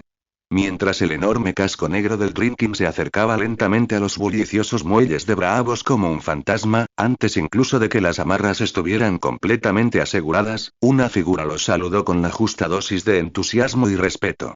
Mario Romis, el topo de Euron en las profundidades de esta ciudad clave, desempeñaba a la perfección el papel de un astuto y poderoso enlace local. Su excelencia. «Bienvenidos a Braavos», exclamó Mario con voz firme pero cortés. Se inclinó levemente, con movimientos fluidos y naturales, expresando respeto sin llamar demasiado la atención de los estibadores y mercaderes que lo rodeaban. Su mirada recorrió rápidamente a Euron y a la élite de los hombres del hierro que se encontraba detrás, y tras confirmar que todo estaba en orden, su sonrisa se volvió aún más sincera. El viaje debió de ser increíblemente arduo. Mario lo ha organizado todo para ustedes. Agua caliente, comida caliente y un lugar perfectamente tranquilo donde alojarse. Sus palabras eran como un guión bien ensayado, impecables. Entonces, como si solo entonces se percatara del grupo bien equipado y amenazador a su lado, se volvió hacia ellos en el momento justo, mostrando en su rostro la admiración típica de un mercader por sus potenciales socios. «Ah, supongo que ya han presenciado la destreza de esta renombrada fuerza durante su viaje», dijo Mario, extendiendo el brazo con un elegante gesto y señalando al grupo mercenario Víbora Roja. «Permítanme el honor de presentárselos, señor. Estos valientes guerreros son el grupo mercenario Víbora Roja. Recientemente, en las tierras en disputa, su nombre ha bastado para infundir temor incluso en los corazones de los enemigos más acérrimos». Su líder y su mirada se posó en Oberyn Martell, quien observaba la reunión con gran interés. La voz de Mareo denotaba una admiración perfectamente sincronizada. «Un líder verdaderamente excepcional, Capitán Oberón. Su valentía y sabiduría son ampliamente reconocidas en los círculos mercenarios de la costa occidental de Essos. Que usted, señor, haya podido llegar al mismo tiempo que ellos y reunirse con ellos en Braavos es, sin duda, una astuta coincidencia, que tal vez presagia una colaboración exitosa». Las palabras de Mareo, como un suave hilo de seda, intentaban presentar este encuentro fortuito como un presagio positivo, halagando al grupo mercenario y, a la vez, demostrando sutilmente ante Euron su perspicacia y su habilidad para concertar alianzas. Bajo su influencia, toda la escena parecía una reunión cuidadosamente orquestada, mutuamente beneficiosa y victoriosa, en lugar de un encuentro casual entre dos fuerzas peligrosas plagado de incertidumbre. «Mario, gracias por su hospitalidad». Euron le dedicó al capitán mercenario la reverencia típica de un noble de Poniente, sonriendo. «Oberyn Martell, admiro tu nombre desde hace mucho. Jamás imaginé encontrarte al otro lado del mar angosto, y mucho menos que un príncipe formara un grupo de mercenarios. ¿Me has visto antes? No he tenido la oportunidad, pero quienes en mi séquito han visto al príncipe están profundamente impresionados por ti». Oberyn parpadeó, sonriendo. «¿Sientes que conocerte es menos importante que oír hablar de ti? Mucho más. Por eso me incomoda tener a un príncipe como guardaespaldas».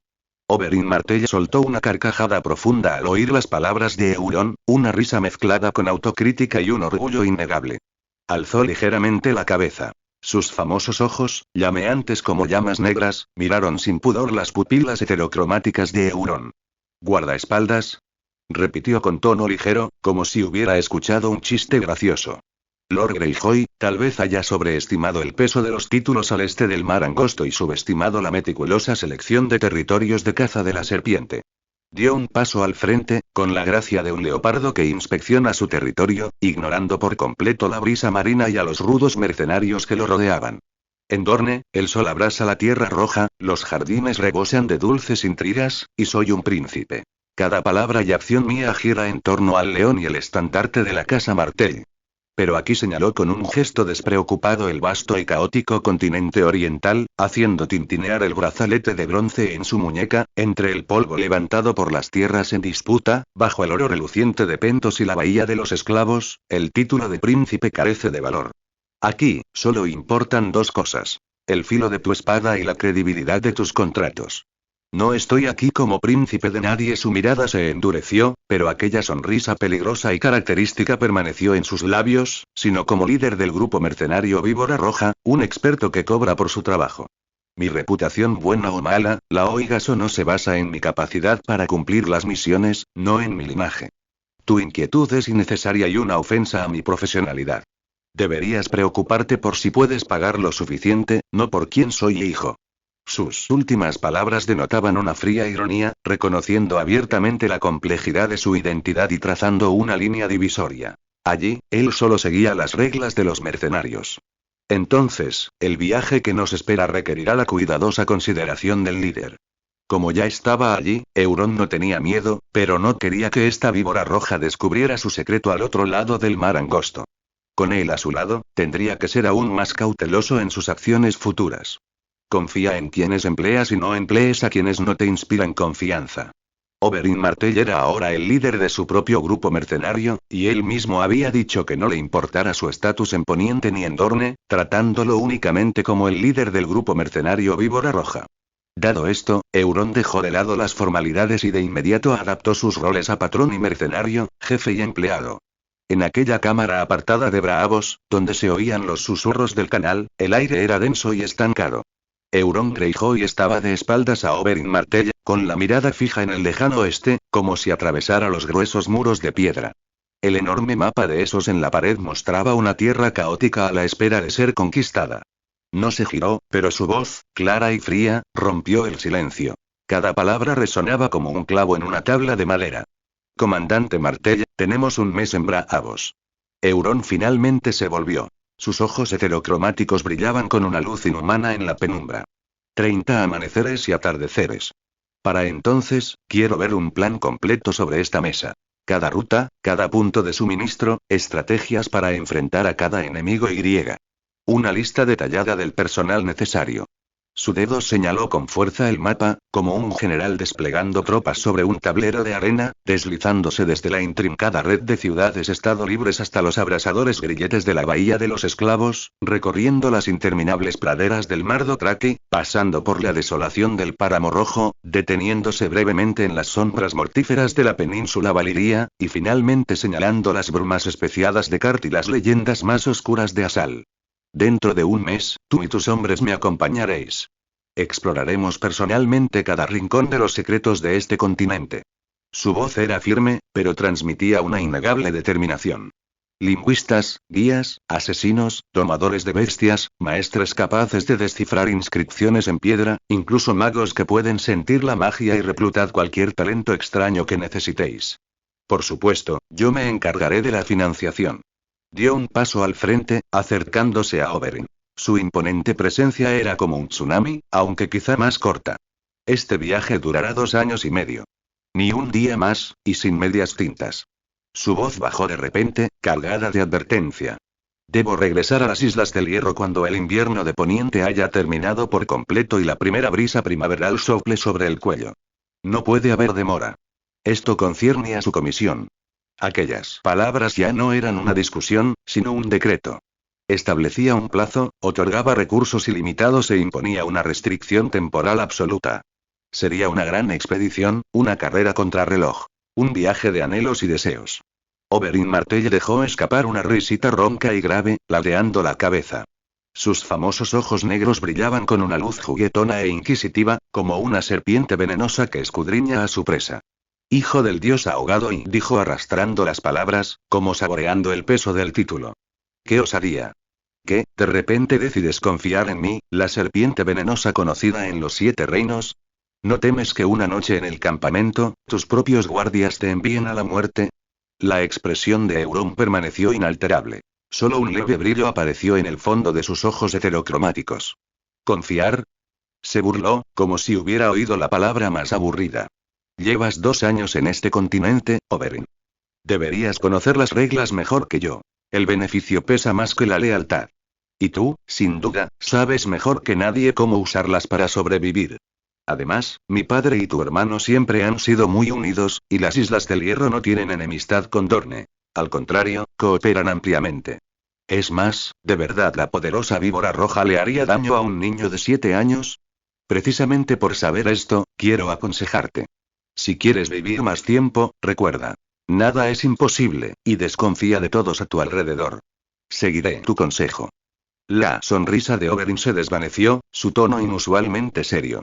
No todos los lugares son como Braavos, donde el oro y la inteligencia te compran el pasaje. Más al este y existen cosas que no se pueden explicar con espadas.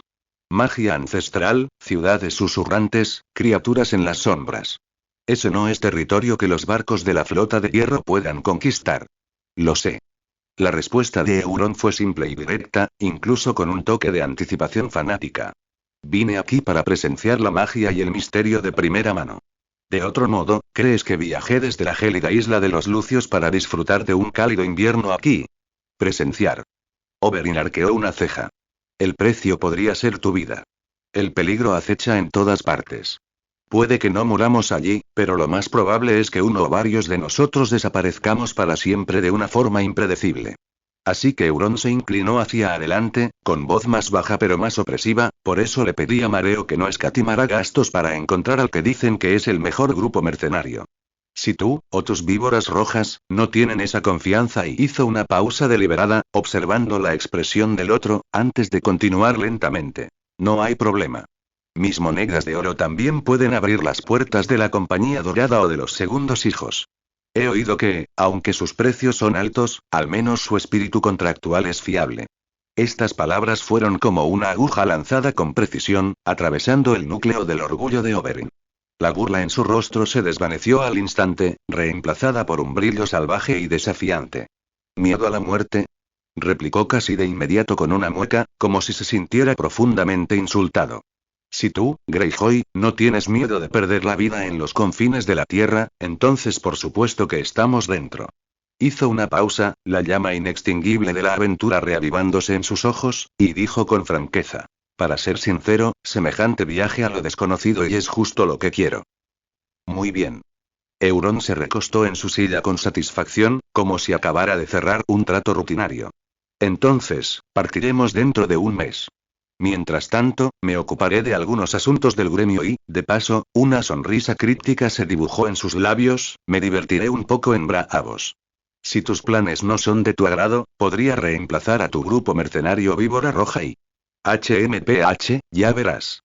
En Braavos, una ciudad tejida de canales y secretos, la lista de deseos de Euron Greyjoy era larga, pero un hombre, como un faro tenue, siempre se alzaba en lo más alto, inquebrantable. La casa de blanco y negro. No era el edificio más magnífico de Braavos. Su entrada discreta y sin pretensiones pasaba fácilmente desapercibida, como una sombra insignificante en el tejido de la ciudad. Sin embargo, para Euron, poseía un atractivo más escalofriante que el Banco de Hierro. Esto se debía a que era el hogar de los legendarios sin rostro. Los asesinos más temibles del mundo, quienes elevaron la muerte a la categoría de arte sagrado. Las leyendas sobre ellos circulaban en cada rincón húmedo y en cada taberna tenuemente iluminada. Eran fantasmas sin rostro, mensajeros de un dios de 1000 caras, capaces de cambiar de identidad a voluntad e imitar la voz y los gestos de cualquiera. Cosechaban vidas no por odio ni codicia, sino para cumplir un pacto frío, absoluto y de otro mundo. Sus asesinatos eran silenciosos e imperceptibles, y a menudo se producían en el momento y de la forma más inesperados. Reyes morían repentinamente en sus palacios fuertemente custodiados, gobernadores podían ahogarse en una taza de agua y poderosos caballeros podían fallecer pacíficamente mientras dormían, como si la muerte fuera simplemente un sacrificio voluntario. Euron estaba profundamente fascinado por ese control absoluto sobre la vida, ese poder aterrador que trascendía las reglas mundanas. Anhelaba estar ante esa simple puerta, sentir el frío que emanaba de ella, un frío capaz de helar el alma. Anhelaba vislumbrar su funcionamiento, comprender la lógica última del precio y el intercambio oculta tras sus rituales religiosos. No se trataba simplemente de buscar su servicio, sino también de una curiosidad casi instintiva y una exploración del poder para el poder. Para él, ir a Bravo sin intentar acercarse a la casa de blanco y negro era como entrar en una montaña de tesoros y regresar con las manos vacías.